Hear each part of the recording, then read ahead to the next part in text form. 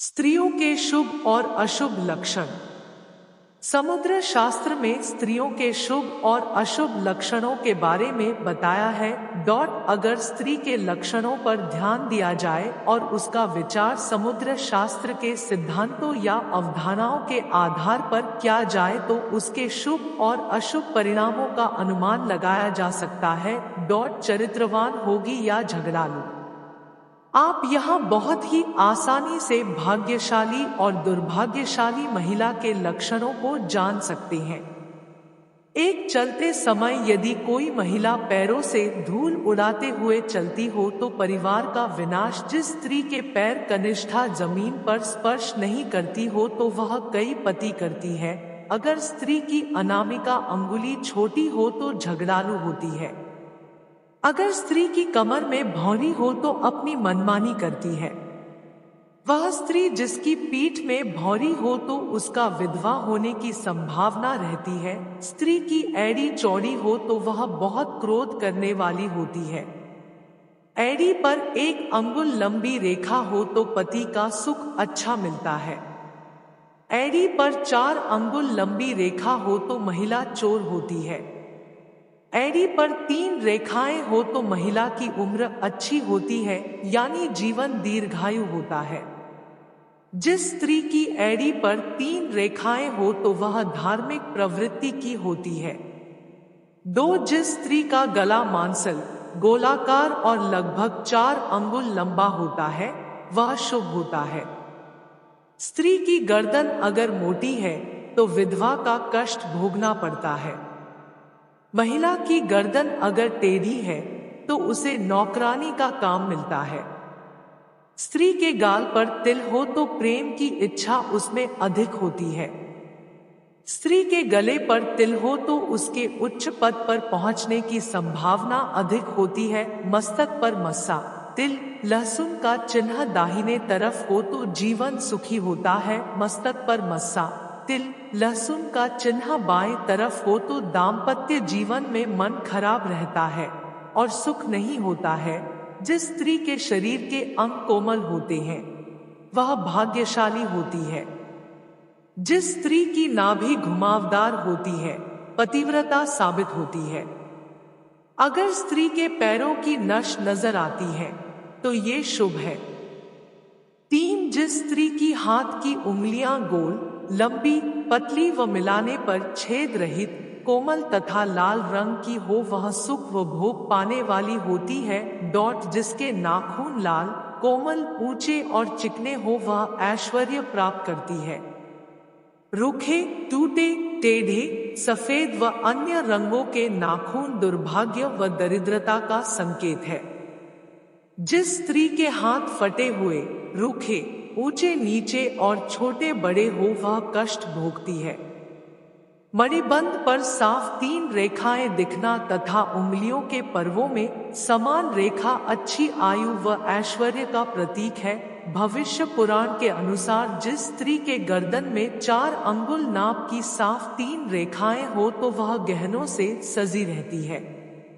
कमजोर गर्दन वाली स्त्री के गरीब, लंबी गर्दन वाली के बांझ तथा बहुत छोटी गर्दन वाली स्त्री के मृत संतान की आशंका होती है। जिसके दोनों कंधे और गर्दन का उठा हुआ पिछला भाग नीचा हो वह लंबी आयु वाली होती है। जिस स्त्री के भौहें ऊंची, कोमल, सूक्ष्म, आपस में मिली हुई व धनुष के समान है, वह भी सुख व सौभाग्य देने वाली होती है। 4 बृहद संहिता के अनुसार ऐसी स्त्री जिसके पैर की कनिष्ठिका अंगुली या उसके साथ वाली अंगुली धरती को स्पर्श ना करती हो, अंगूठे के साथ वाली अंगुली अंगूठे से बहुत ज्यादा लंबी हो तो ऐसी स्त्रियां हालात और स्थिति के अनुसार अपना चरित्र बदल लेती है। ऐसी महिलाएं अत्यधिक क्रोधी स्वभाव की होती हैं और उन पर नियंत्रण स्थापित करना बहुत कठिन होता है। इनके चरित्र पर विश्वास नहीं किया जा सकता। जिन महिलाओं के पैर का पिछला भाग काफी मोटा और उठाव लिए होता है, उस भाग की नसें उभरी होती हैं, ऐसी महिलाएं घर के लिए शुभ नहीं होती। इसके उलट अगर पाव का यह भाग मांसहीन सूखा हो तो ऐसी महिला अपने जीवन में विभिन्न प्रकार के कष्टों का सामना करती है। 5 ऐसी महिलाएं जिनका ललाट यानी माथा लंबा होता है तो वह अपने देवर के लिए अशुभ होती है। जिन महिलाओं का पेट लंबा होता है तो वे अपने ससुर, और जिनका कमर के नीचे का हिस्सा भारी होता है वह अपने पति के लिए अशुभ होती है।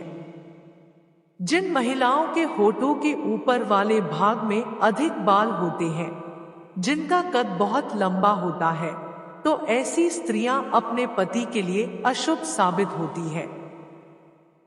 ऐसी स्त्रियां जिनके कानों में बहुत बाल होते हैं, उनका आकार असमान होता है, तो ऐसी स्त्रियां घर में क्लेश की वजह बनती है। मोटे, लंबे और चौड़े दांत जो बाहर निकलते प्रतीत होते हैं, तो ऐसी स्त्री के जीवन में हमेशा दुखों के बादल छाए रहते हैं। मसूड़ों का काला होना भी स्त्री के दुर्भाग्य की निशानी है। जो थोड़ी दुर्बल, थोड़ी मोटी, नाक मोटी व आंखें अस्थिर और आवाज थोड़ी गंभीर होती है, ऐसी स्त्री और शंखिनी की श्रेणी में आती है। ये हमेशा दुहखी, नाक पर क्रोध रहना, बात बात पर झगड़ना, अपने आप को नियंत्रित न कर पाने वाली होती है। पति की बातों को नजरअंदाज करना, सदैव भोगविलास के बारे में सोचना, संवेदनशीलता की कमी, दूसरों की बातों पर टीका टिप्पणी करना, अपने पड़ोसियों का लताड़ना इनकी आदत में शामिल होता है। ऐसी स्त्रियों को वृद्धावस्था में काफी कष्टों का भी सामना करना पड़ता है। इनकी मृत्यु भी पति के बाद ही होती है। 6 वैवाहिक जीवन में लड़कियों की मांग का बड़ा महत्व है। कारण यह है कि यही सुहाग चिन्ह सिंदूर सजता है। समुद्र शास्त्र के अनुसार कन्या का सीधा मांग होना शुभ होता है, लेकिन 2 मांग या टेढ़ा मांग होना शुभ नहीं होता है। यह वैवाहिक जीवन में वियोग का संकेत माना जाता है।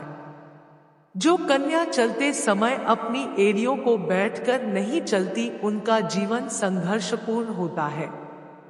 इनके व्यवहार से मायके और ससुराल दोनों की बदनामी होती है। दिन के समय सोने वाली स्त्री धन का नुकसान करने वाली होती है। ऐसी कन्या से विवाह करने पर दाम्पत्य जीवन में मनमुटाव और आर्थिक परेशानी आती है। जो कन्या सोमवार को बालों में शैम्पू और साबुन लगाती है, वह अपने सुहाग को हानि पहुंचाने वाली होती है। इसलिए सोमवार को बाल नहीं धोना चाहिए। 7 ऐसी कन्या जो साफ सफाई और पवित्रता का ध्यान नहीं रखती है, वह धन और वैवाहिक जीवन के सुख में कमी पाती है। जिन कन्याओं के पैरों की उंगलियां बहुत ज्यादा लंबी होती है, वह वैवाहिक जीवन में कष्ट पाती है। जिन कन्याओं के अंगों पर अधिक बाल रोए होते हैं, उनके जीवन में काफी कठिनाइयां आती रहती हैं। दाम्पत्य जीवन में भी इन्हें कष्ट प्राप्त होता है। अगर महिला के माथे का आकार लंबा हो तो वह अपने देवर के लिए शुभ नहीं मानी जाती। कहते हैं कि उससे परिवार में अलगाव की भावना बढ़ती है। जिस महिला के पैर की सबसे छोटी उंगली अथवा उसके साथ वाली उंगली चलते समय भूमि को स्पर्श न करे, अंगूठे के पास वाली उंगली अंगूठे से कहीं ज्यादा लंबी हो, तो ऐसी महिलाओं का वैवाहिक जीवन कष्टयुक्त होता है। 8 अक्सर उनके पति उन पर संदेह करते हैं और ये महिलाएं क्रोधी स्वभाव की हो जाती है। इस वजह से इनके गृहस्थ जीवन बहुत तनाव होता है। जिस महिला के कानों में बाल हो तो वे भी गृह क्लेश का कारण बन सकती है। इसके अलावा अगर मसूड़ों का रंग काला या नीला हो तो यह शुभ नहीं माना जाता।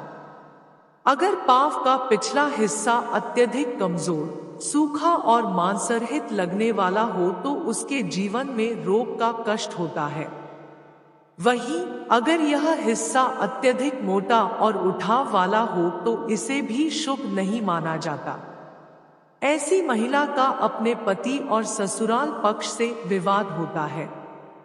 9 जो मीठे वचन बोलती है, जिसकी आवाज में मधुरता हो और जो हर किसी से स्नेहिल वाणी में व्यवहार करती हो, आस्तिक, सेवा भाव रखने वाली, क्षमाशील, दानशील, बुद्धिमान, दयावान और कर्तव्यों का पालन पूर्ण निष्ठा से करने वाली लक्ष्मी का रूप होती है। सामुद्रिक शास्त्र के अनुसार जिन लोगों के आंखों की पुतली काली होती है, वे लोग काफी जिम्मेदार, मेहनती और ईमानदार होते हैं। ऐसे लोग अपनी बात के बहुत पक्के होते हैं। जो भी वादा करते हैं जरूर निभाते हैं। वहीं भूरी आंखों वाले लोग मानसिक तौर पर काफी मजबूत होते हैं। ऐसे लोग क्रिएटिव काम करने में दिलचस्पी रखते हैं। भूरी आंखों वाले लोग अक्सर लोगों के बीच आकर्षण का केंद्र होते हैं। नीली पुतली वाले लोग काफी भाग्यशाली होते हैं। ऐसे लोग राजसी सुख भोगते हैं। ग्रे कलर की पुतली वाली लोगों में विश्लेषण करने की बहुत क्षमता होती है। दूसरे के सामने अपनी बातों को बहुत बेहतर तरीके से रखते हैं। 10 सामुद्रिक शास्त्र के अनुसार इंसान की नाक अलग अलग आकार लिए होती है। मसलन किसी की लंबी तो किसी की छोटी और किसी की मोटी तो किसी की पतली नाक होती है। सामुद्रिक शास्त्र के अनुसार स्त्री एवं पुरुष के नाक का आकार का अलग फल होता है। जैसे जिन स्त्रियों की नाक लंबी होती है वे राजसी जीवन जीती है। वहीं टेढ़ी मेढ़ी नाक वाली स्त्री काफी मेहनती होती है। इसी प्रकार उभरी हुई नाक लिए व्यक्ति सदाचारी होता है। सामुद्रिक शास्त्र के अनुसार तोते की तरह नाक वाला व्यक्ति सुखी जीवन जीता है। इसी प्रकार नुकीली और सीधी नाक वाले व्यक्ति भी सौभाग्यशाली होते हैं। छोटी नाक वाले पुरुष धार्मिक प्रवृत्ति के होते हैं, जबकि चपटी नाक वाले पुरुष अच्छे स्वभाव के होते हैं। सामुद्रिक शास्त्र के अनुसार जिन लोगों के होंठ छोटे होते हैं वे अपने दिल की बात किसी के सामने बहुत सोच समझकर रखते हैं। ये किसी भी काम को जल्दबाजी में करने की बजाय बहुत धीरे धीरे करते हैं। वहीं मोटे होंठ वाले व्यक्ति प्रकृति प्रेमी होते हैं। इन्हें साफ सफाई बहुत पसंद होती है। जिन लोगों के होंठ बड़े होते हैं वे अक्सर बहुत चालाक पाए जाते हैं। बड़े और चौड़े होंठ वाले लड़के लड़कियों को दिखावा करना खूब आता है। ये लोग अक्सर दूसरों से आदर और सम्मान पाने को भूखे रहते हैं। जिन लोगों के होंठ लाल रंग के होते हैं वे अत्यंत सुंदर एवं बुद्धिमान होते हैं। ऐसे होंठ वाले लोगों को राजयोग हासिल होता है। वहीं गुलाबी होंठ वाले लोगों का जीवन भी काफी सुख सुविधाओं से परिपूर्ण रहती है। काले होंठ वाले काफी मेहनती और ईमानदार होते हैं। इनके जीवन में संघर्ष बहुत ज्यादा रहता है। नोट कर्म गति किसी भी तरह के अंधविश्वास या रूढ़ि का समर्थन या प्रचार नहीं करता है। यहाँ सिर्फ प्राचीन भारतीय समुद्र शास्त्र की अवधारणाओं को रखा जा रहा है। प्रिय दोस्तों, आज के वीडियो में बस इतना ही। हमारे द्वारा दी गई शास्त्रों अनुसार जानकारी आपको अच्छी लगी हो तो वीडियो को लाइक, शेयर एंड सब्सक्राइब और कमेंट बॉक्स में जय श्री राम अवश्य लिखें।